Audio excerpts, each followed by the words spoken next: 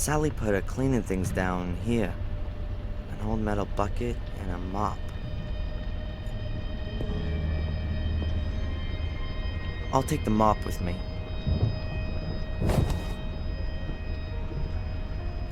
An old-fashioned bathtub. Doesn't look uncomfortable, but it would be too small for me.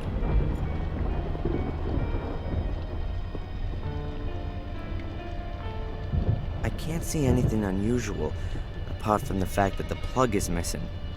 That might make it difficult to have a bath.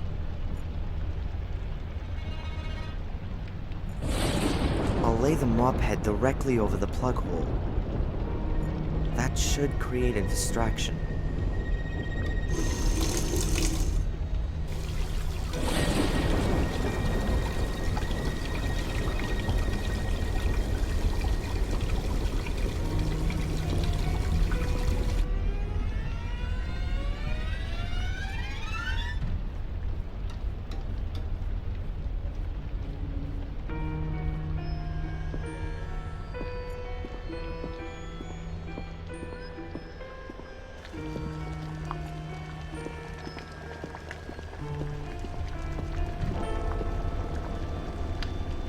Good day, Sally. Yes? Sally, quick! The bathroom's underwater. What? You must have forgotten to turn the water off. Oh no. I hope the old saw doesn't spot anything.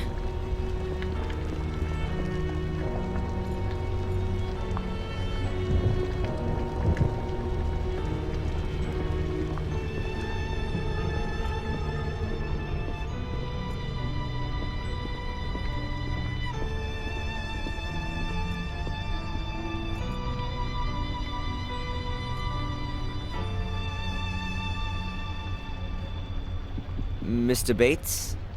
Yes? Mr. Bates! The bathroom's underwater. I've already told Sally. The bathroom? Some incompetent person has let the water overflow again. Bates is distracted. Okay, let's go.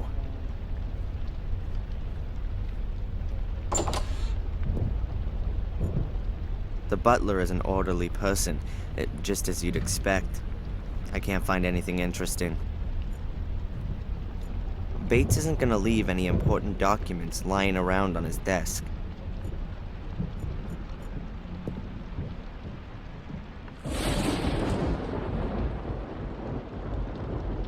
There are clothes and underwear inside.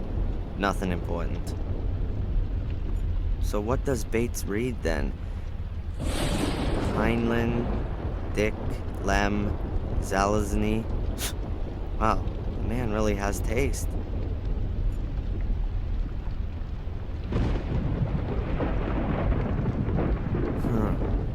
The drawer is locked. That could be interesting.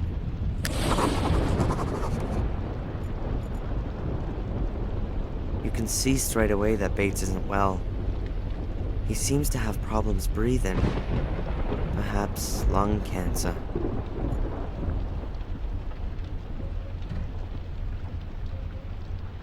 This bedpost looks more than a little strange.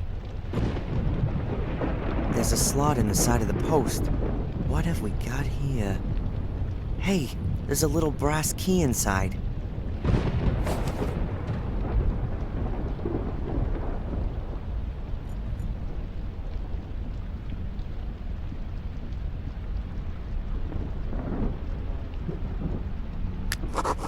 A small metal box. A few documents. And a photo. That's my mother. It's a picture of Mom, Bates, and a few other servants in the snow in front of the entrance portal. Underneath it says, "The Good Spirits of Black Mirror Castle, Christmas 1969. That doesn't add up. I was born in February 1970, and in this picture, my mother doesn't look at all like she's 7 months pregnant. Does that mean... No. The photo must have been labeled wrong.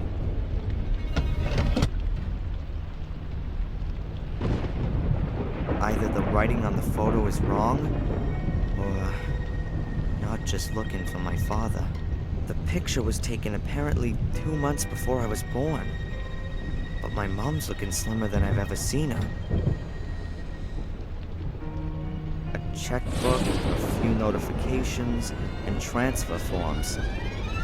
These are exactly the same ones I found in my mom's desk, and the handwriting is an exact match too. So it was Bates who was regularly sending cash to my mom. But on whose behalf? And am I really just looking for my father? This thing here could still be interesting. There's a note here between the papers. It has a header which says combination.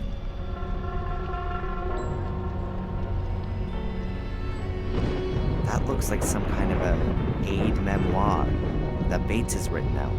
He must have conceded that his memory wasn't getting any better and wanted to play it safe. It says here, on Sir Egmont's portrait, the builder's eldest sister, my Christian name, the nymph's numbers. It's too heavy for a jewelry box. I guess it's more like some kind of old-fashioned casket.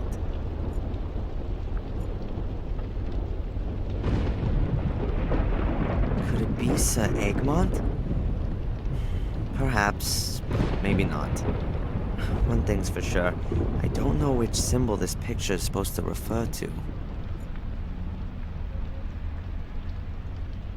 It almost looks like a combination lock, just with symbols instead of numbers. Oh, am I kidding? There are thousands of possible combinations. I'm not gonna get any further with trial and error. I first need to find out which symbols are the right ones.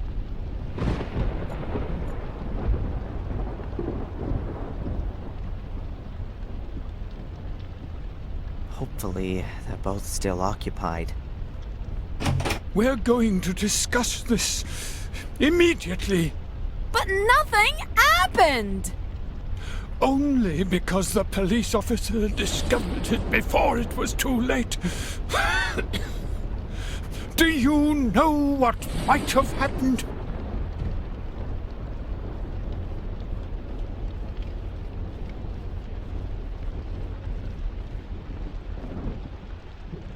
They're going downstairs. Excellent. In all the commotion, Bates will have forgotten that he didn't lock his room.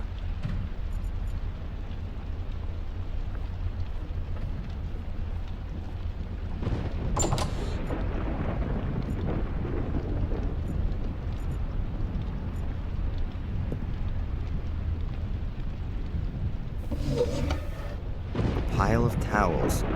Small ones, big ones, nothing but towels.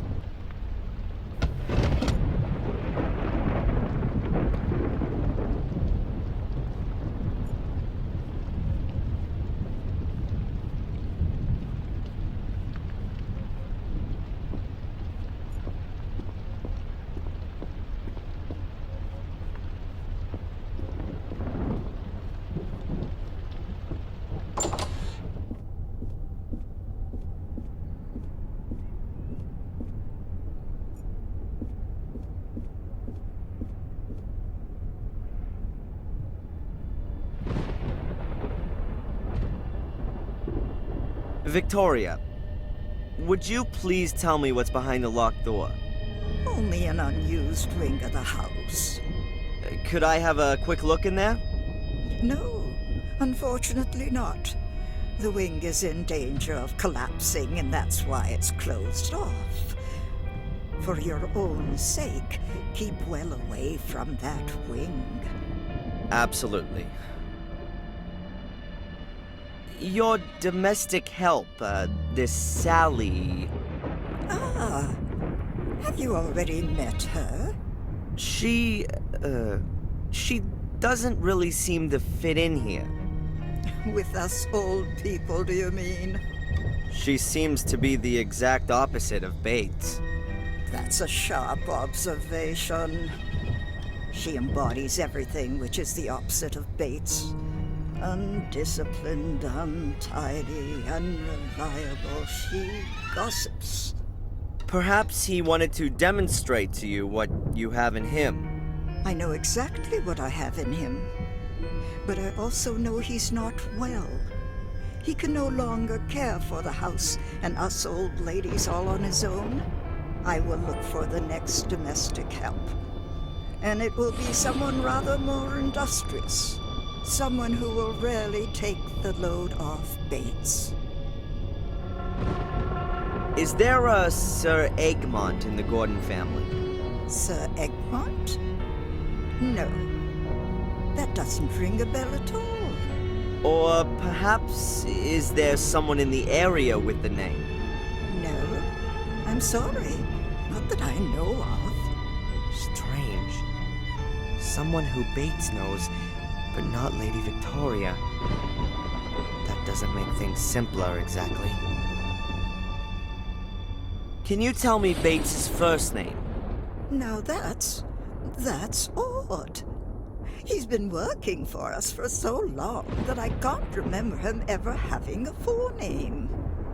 Please ask him yourself, Mr. Falk. If that was only so simple. As I understand it, this house was built by your two ancestors, Marcus and Mordred. Is that correct? Well, they at least laid the foundation stone.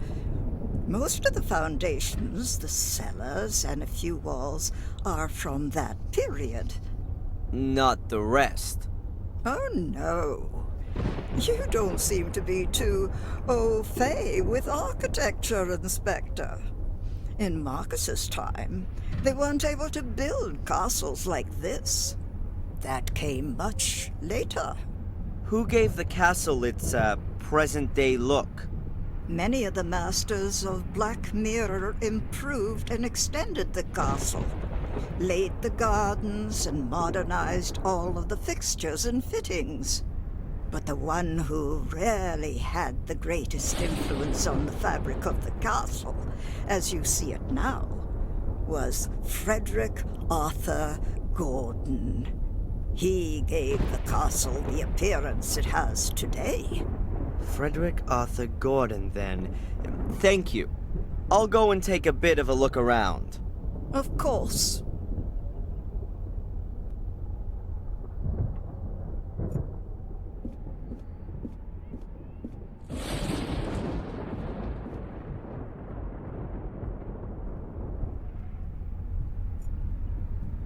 So, Frederick Arthur Gordon, where are you? Ah, here he is. Frederick had 4 sisters. The oldest answered to the pretty name of Rose.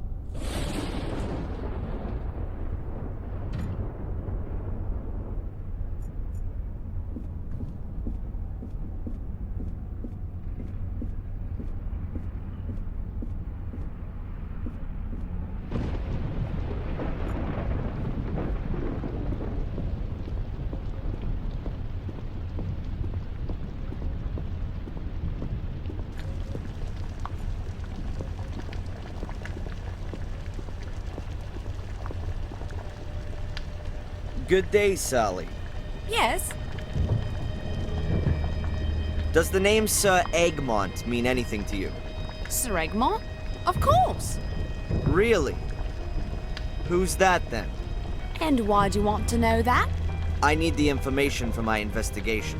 And what if I didn't tell you? What's that supposed to mean? Come on, tell me. Well, one good turn. Being a copper, you can certainly do me a little favor. My brother Rupert's got a problem with a few speeding tickets. Maybe you could... Hey, slow down. I'm not the traffic police.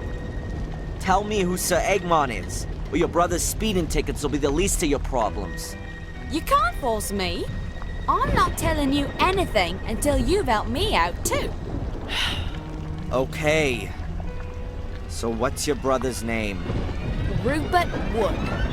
I'll see if there's anything that can be done. Perhaps Perhaps I can fool her on this. Do you know Bates's Christian names? What? No. Lucifer, maybe. Okay. I won't keep you from your work any longer. Ah, don't worry about it.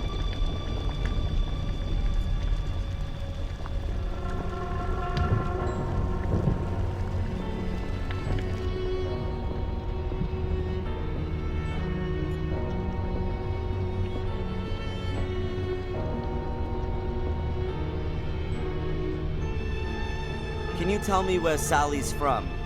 Her family has a farm in Sussex. At least that's what she told me. Do you doubt that? Not really. Her behavior and the way she talks quite clearly point to farmyard origins. I'll catch you later, Bates. Goodbye, sir.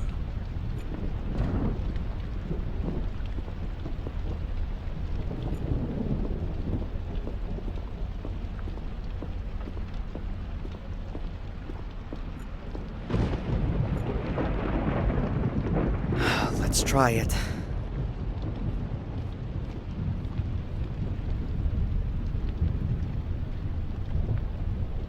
Hello, operator?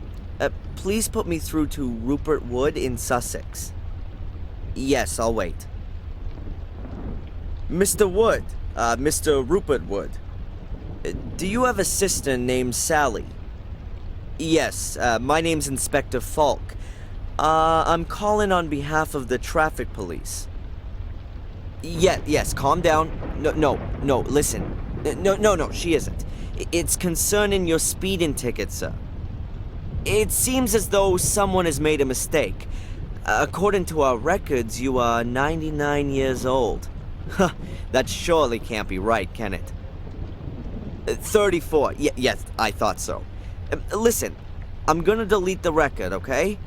Your speeding ticket is thereby null and void. Yes. No problem. Goodbye, Mr. Wood. Rupert Wood, 34, from Sussex, now believes that his speeding ticket has disappeared into thin air. Hopefully his sister believes that too.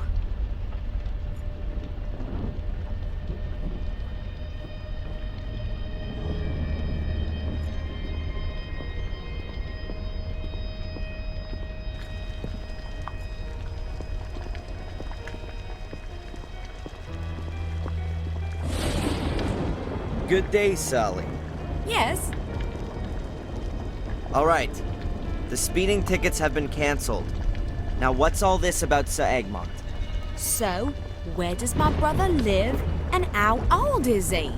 Rupert Wood, 34, domiciled in Sussex, as of now, does not have any speeding tickets against him. You're a darling. Okay, that's enough. Now, will you at last tell me who Sir Egmont is?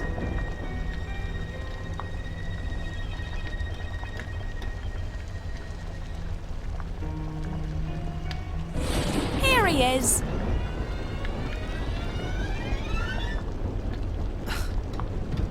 Breakfast cereal?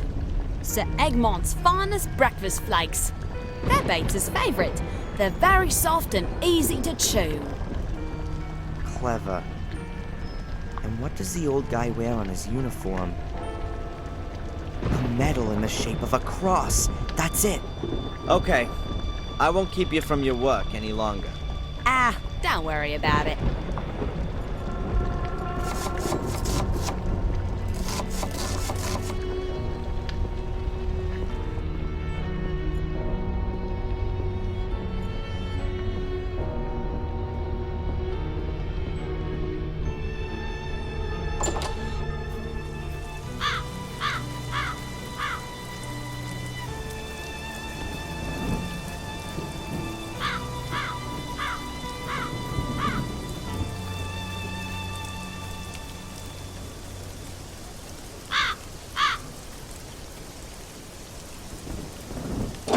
Hey, there's a letter inside.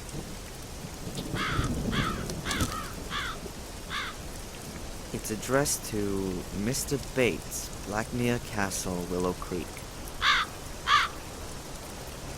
If Bates's full name isn't going to be on the envelope, then perhaps maybe at least in the letter? It's a bill for a gravestone, made according to your desired blah blah blah.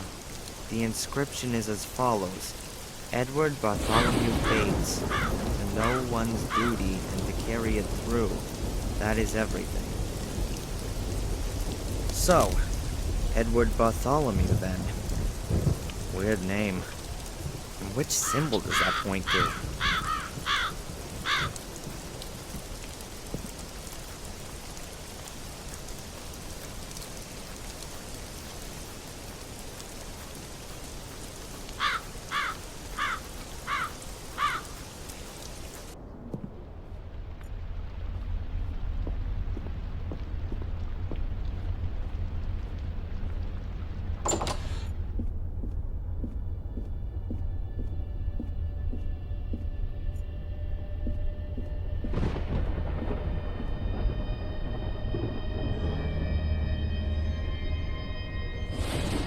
The castle is very beautiful, but, well, It's slowly falling down, you mean?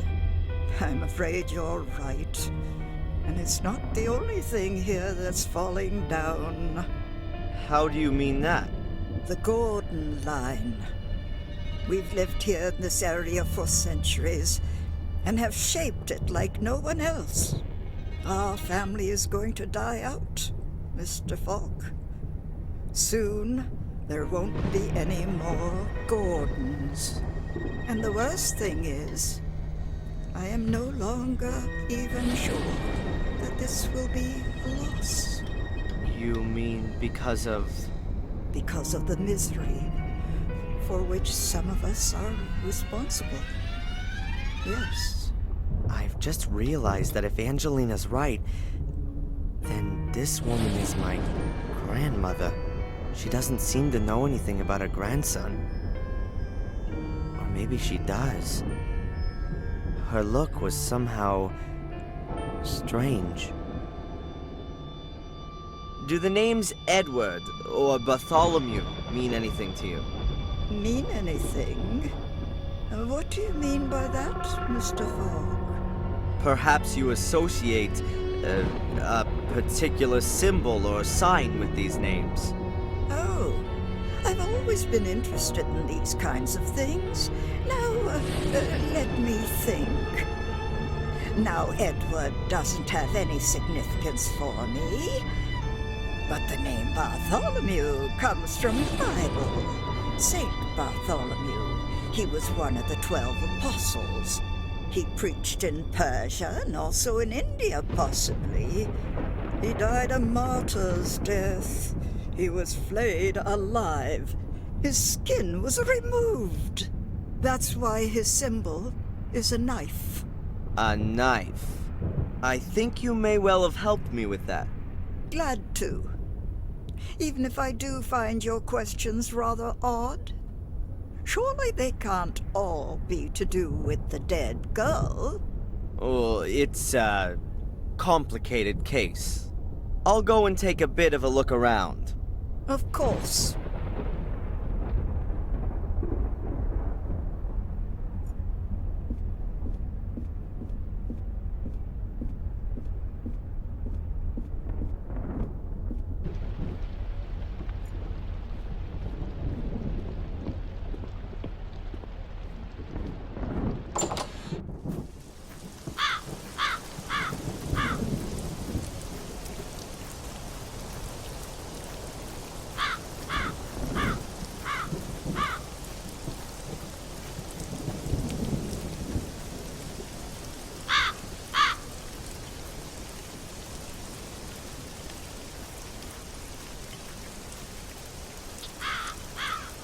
XX is engraved on the base. Either there's an X missing to warn of its lewdness, or it's a Roman 20.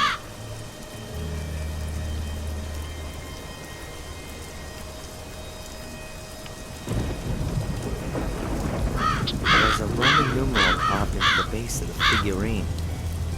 19.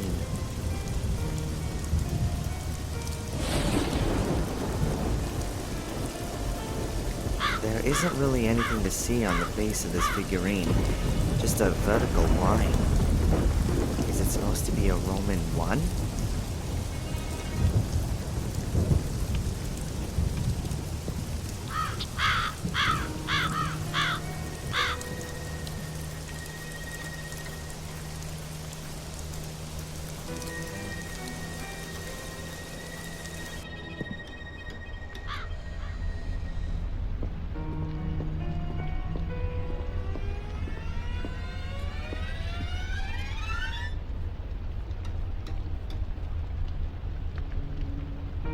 XVIII is written on the bottom corner. Ah, a Roman 18. Let's see. The nymphs have the numbers 1, 18, 19, and 20 on them. That would be 58 in total. But that doesn't help me with the symbols. What have these numbers got to do with the Aid Memoir? Maybe the numbers represent letters of the alphabet. What would that give us? A-R-S-T. Tars? No. Star. Yes, of course. The symbol is a star.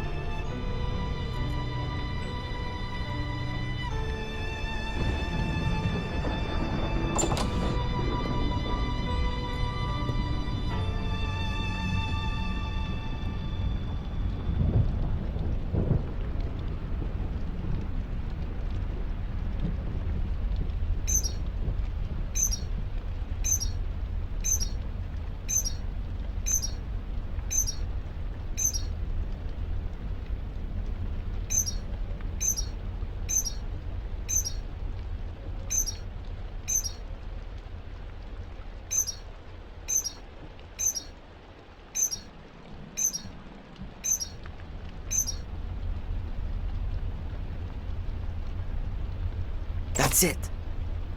A big key.